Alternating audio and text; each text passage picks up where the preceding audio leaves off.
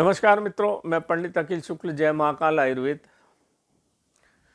अब आज 23 तारीख हो गई। 31 तारीख को जैसा कि बनारस के काशी के पंडितों ने बोला है कि 31 तारीख को दीपावली का त्यौहार है और महा अमावस्या है। तो साल में एक बार महा अमावस्या और महापूर्णिमा पड़ती है, दिवाली और होली। तो इस बार की दीपावली बड़ी महत्वपूर्ण मानी जा रही है। तो दीपावली पे बहुत सारे तंत्र मंत्र की क्रियाएं होती है, क्योंकि अघोर रात्रि बोला जाता है इसको, अघोर रात्रि, जिसमें सकारात्मक काम भी होते हैं और नकारात्मक काम, वाम मार्गी क्रियाएं भी होती हैं जो 100% 100% सफल होती है और सकारात्मक क्रियाएं भी 100% सफल होती है। देखो मित्रों, क्या हुआ, मेरे पास बचपन से, जैसा मैंने आपको बैकग्राउंड बताया है, भगवान की जैसी कृपा रही, भोलेनाथ की जैसी कृपा रही। मेरे घर में सब लोग पूजा पाठी मिले। मेरी दादी का मैंने आपको बताई, सब बनारस से मेरे काफ़ी संबंध थे।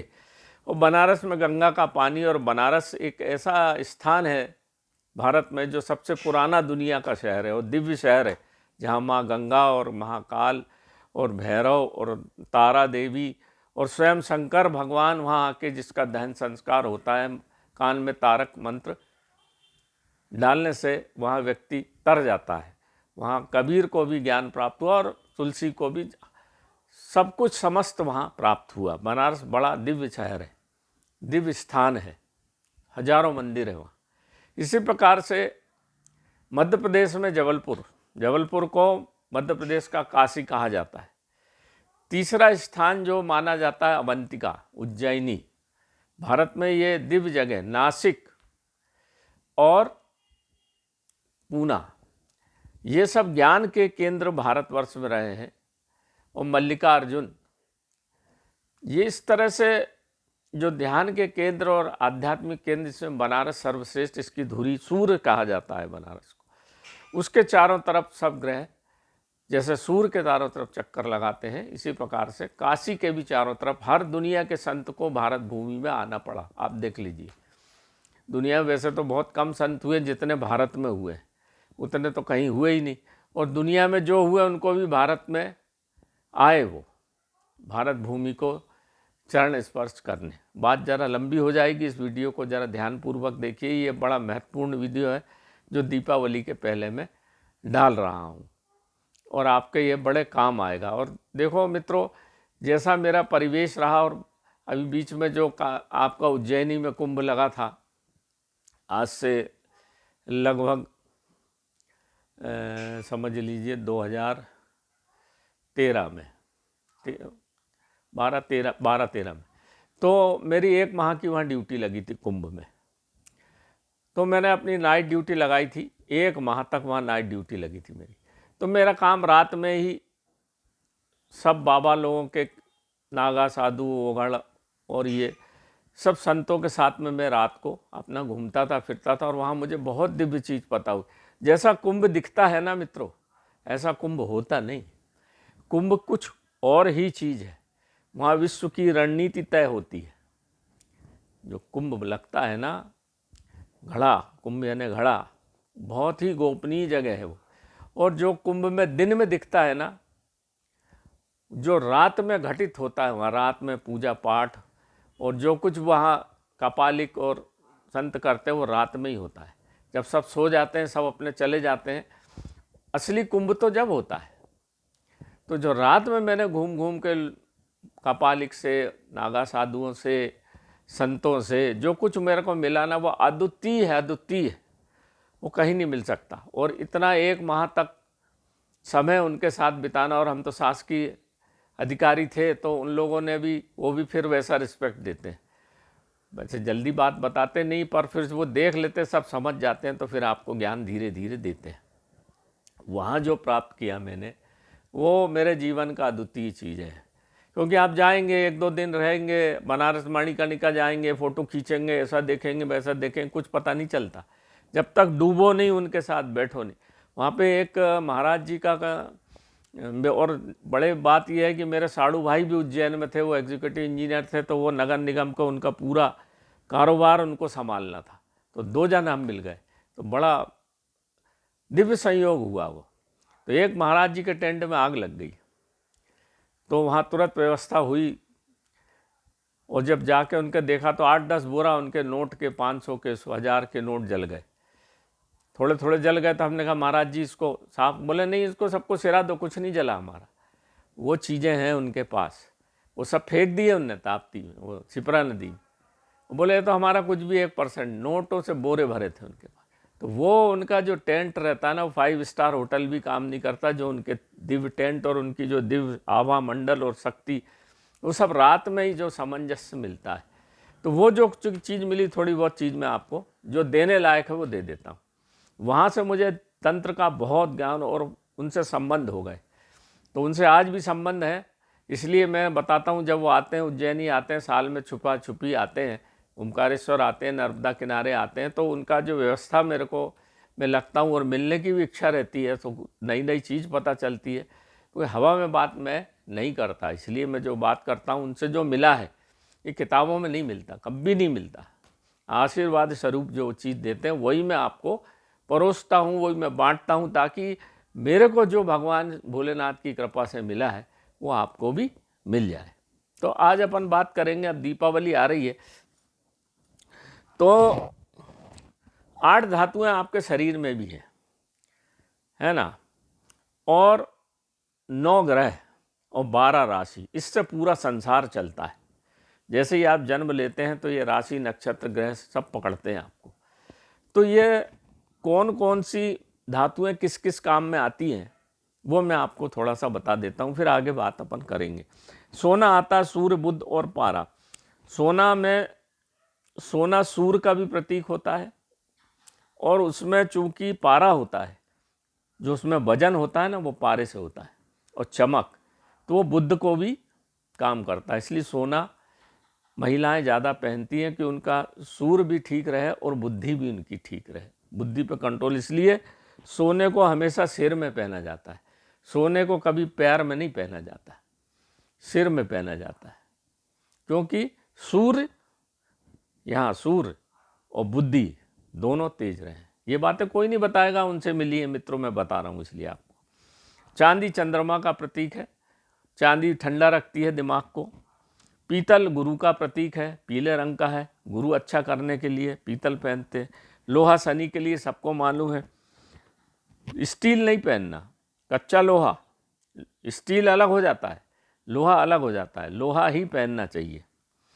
और तांबा मंगल, मंगल का काम करता है तांबा। लेड होता है राहु के लिए, पर वो जो रांगा की अंगूठी पहना देते वो नहीं, लेड को शोधित करके अंगूठी बनाना चाहिए। और लेड का शोधन बहुत खराब है, लेड बस्ट होता है, जैसे उसको किसी ठंडे पदार्थ में डाला जाता है ना, तो बस्ट, बहुत तेज बस्ट होता है, हाथ मुँह जल जाते हैं, कई लोग के हाथ मुँह आँख फूट गई। तो लेड को किसी भी तेल में ऊपर एक छेद करके और बड़ी दूर से ऐसे डाल के ऐसा 7 बार डुबो तो लेड शुद्ध हो जाता है। और कई क्या बोलते हैं, पत्तियों के रस में भी लेड शुद्ध होता है। पर अशुभ लेड पहनोगे, बिना शोधन के लेड पहनोगे तो काला रंग आता है उसमें, राहु और नाराज हो जाएगा और बर्बाद कर देगा। इसलिए बिना सोचे समझे अंगूठी धारण नहीं करना चाहिए, और पकड़ लेगा वो। इस बात को ध्यान में, लोग ज्योतिष पहना देते, रांगा की अंगूठी पहन लो। अरे भैया, रांगा तो वैसे ही काला और पकड़ लेगा आपको। लेड को शुद्ध करो फिर पहनो, ताकि राहु आपको ना पकड़ पाए। समझ गए मेरी बात। जिंक केतु का प्रतीक है। और पारा, पारा बड़ी बहुत जोरदार चीज़ है। पारा बुध, शुक्र, चंद्रमा, राहु, केतु सबके लिए बहुत अच्छा होता है। इसलिए पारद की गोली, शिवलिंग, पारद की पारद गुटका पहनाई जाती। वो पारद को जब शोधन किया जाता है, शंकर जी का वीर है पारा, तो इसमें पार्वती अंश लाने के लिए जो हम शिव पार्वती गुटका बनाते हैं ना, इसलिए बनाते हैं कि जब हम उसमें विभिन्न प्रकार की ये डालते हैं, सफ़ेद पलाश की जड़, अपराजिता की जड़, रुद्रवंती की जड़, नाग छिकनी, गोनसी, काला धतूरे और नागदोन से जब इसको पकाते हैं तो इसमें भूखा पारा करके शुद्ध करके तो जीवित होता, जीवंतता। और जो कीमिया गिर करते हैं वो उल्टा काम करते हैं। वो क्या करते हैं, पारद को मूर्छन, मर्दन और मारन करते हैं। मारा के बाद फिर सोना चांदी में उपयोग करते हैं। अब बना पाते कि नहीं, तो भगवान जाने। परंतु जब हम इसमें पारा है वीर, शंकर भगवान का वीर को पारा कहा जाता है। तो जब इसमें हम पार्वती है, सब जड़ी बूटियाँ जो है पृथ्वी पर जो पाई जाने वाली जड़ी बूटियाँ सब पार्वती का अंश होता है। तो उन जड़ी बूटियों को जब मिलाया जाता है उसमें, तो शिव पार्वती मिल जाते हैं। फिर उसको जमा के उसमें धतूरा डाल के उसमें भैरव का प्रविष्टि करा के तब वो गुटिका बनती है। ऐसे गुटिका तो आप उसमें कापर आपर डाल के, सिल्वर डाल के जमा दो, ऐसा काम नहीं। उसमें ये सब चीज़ें दिव्यता से बनना चाहिए जो हम उसको बनाते हैं। अब दीपावली पे बनाना है। और सफ़ेद पलाश ब्रह्म वृक्ष होता है, उसके फूलों का रस, पंचांग का रस उसमें डाला जाता है, तो ब्रह्म अंश भी उसमें आता है, यानी राम का अंश भी उसमें आता है। भगवान शिव किसकी भक्ति में लीन रहते हैं? राम की, पर ब्रह्म की। तो पर ब्रह्म कौन सा पेड़ होता है? सफ़ेद पलाश। ये सब ज्ञान उन्हीं से मिला है मित्रों, जो मैं आज आपको बता रहा हूँ। थोड़ा देखना पड़ता है मेरे को, क्योंकि अब धीरे धीरे भूल ना जाऊँ कोई चीज़, इसलिए आपको। तो राम भी आ जाए, पार्वती जी भी आ जाए, महाकाल भी आ जाए काला धतूरे से, और शिव तो है ही है। तो फिर जो चीज़ बनती है ना, वो दिव्य बनती है, दिव्य। और पारद को लिक्विड सिल्वर कहा जाता है, इसलिए शुक्र भी बढ़िया हो जाता है। ये सब चीज़ें हैं, इसीलिए अष्ट धातु की अंगूठियाँ बनती है। ये सब चीज़ें मिला के जब अष्ट धातु की अंगूठी बनती है, तो आठों धातु, क्योंकि हमेशा हमारा गोचर चलता रहता है, ग्रह नक्षत्र, राहु कभी बड़ा हो जाएगा, कभी शनि हो जाएगा, कभी केतु हो जाएगा, कभी कोई हो जाएगा। और लोहा तो मैंने आपको बता ही दिया, शनि का। तो कब कौन सी ग्रह नक्षत्र का कौन से का प्रभाव पड़ रहा है, बार बार अंगूठी तो बदलते नहीं। इसलिए केवल जो एक अंगूठी होती है जो लोहे की, वो तो परमानेंट पहनी है, वो तो आपका शनि की बढ़िया चीज़ होती है। और अष्ट धातुओं की ऐसी 2 अंगूठी हर आदमी को पहनना चाहिए, या तो फिर कड़ा पहनना चाहिए। कड़े पे अपन अभी बात आएंगे। तो ये है अष्ट धातुओं की अंगूठी। ये आपको दिख रही हो तो देख लीजिए, मैंने अभी दशहरे की बनी है। ये सब अलग अलग नंबर की हैं, इसलिए इसमें नंबर लिख के रख देते हैं। कोई 18 मांगता, कोई 16 मांगता, ये सब ऐसी। इसमें कोई बस सीधा छल्ला बना रहता है, इसमें ज़्यादा कलाकारी की आवश्यकता रहती नहीं। तो इसको बनाने के लिए मैंने आपको जैसा बताया था कि अब ये कड़े भी बनेंगे। ये जो है तांबे का कड़ा है, ये इधर से सांप और इधर से पूंछ को पकड़े हुए। सांप का बड़ा महत्व है मित्रों। जैसे आपकी कुंडली जागरण में दो सांप सर्प उठते हैं, जैसा आपने ऊपर नाग चंद्रिका मंदिर देखा होगा, महाकाल बाबा के ऊपर मंदिर बना हुआ। तो ये काल सर्प दोष को काटने के लिए है। यंत्र तो बहुत ज़रूरी है, आप पूजा पाठ करिए, मेरे को करना भी चाहिए, परंतु जब तक यंत्र आप पहनेंगे नहीं, जब तक काल सर्प दोष कटता नहीं। इसलिए ये काल सर्प दोष, ये भी मैं कैसे बनता है, ये जो मैंने 2 कड़े बनवाए थे, बहुत सारे अभी डिमांड में है। ये शिवमुख कड़ा है और ये सर्पमुख है। वो शिवमुख भी रख देते हैं, सर्पमुख भी रख देते हैं। माता का है ये, और ये बाबा का है। तो मैं आपको बता दूं, ये तो बात हो गई अष्ट धातुओं की और धातुओं की। अब कड़ा कैसे बनता है? आप कोई भी ओघड़, कपालिक, अघोरी जब देखेंगे, उनके हाथ में कड़ा जरूर मिलेगा।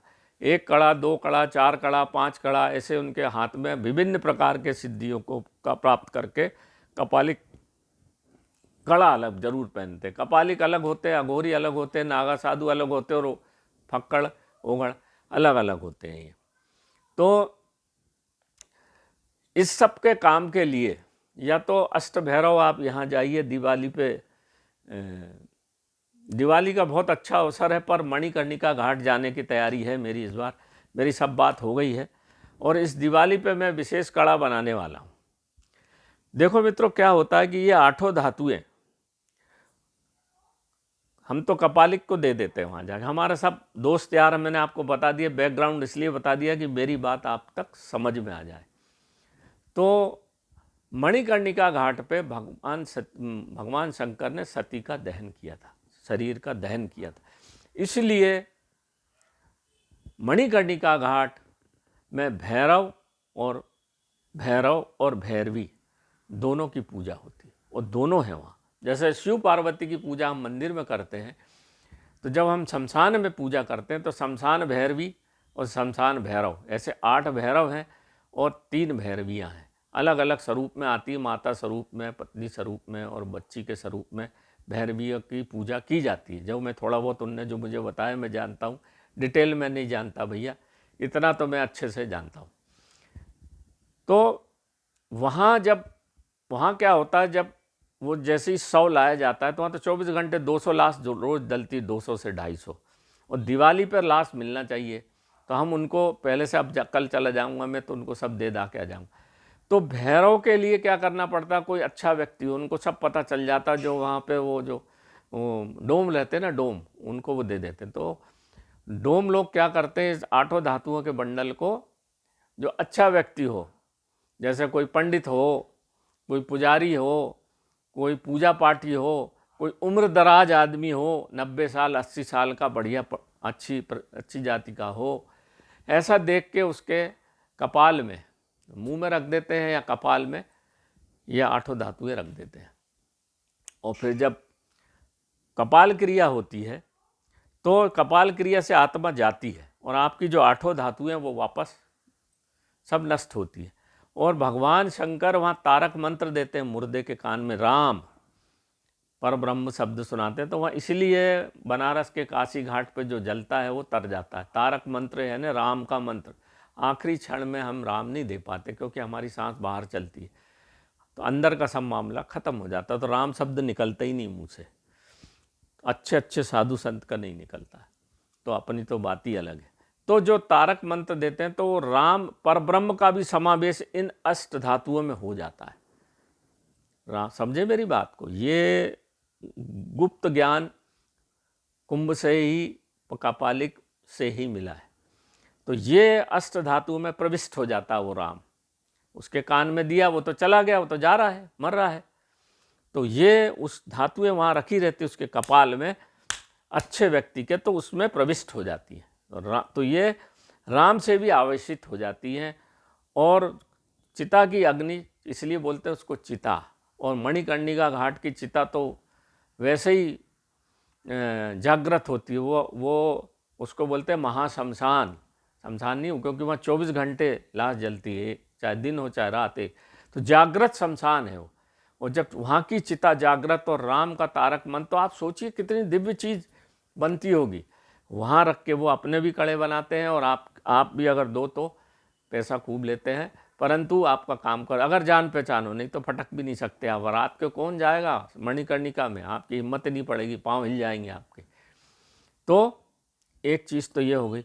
दूसरा क्या, भैरवी के लिए चाहिए, भैरवी के लिए चाहिए सुहागन औरत मरी हो, कम उम्र की हो तो बहुत अच्छा, या बुजुर्ग हो तो बहुत अच्छा।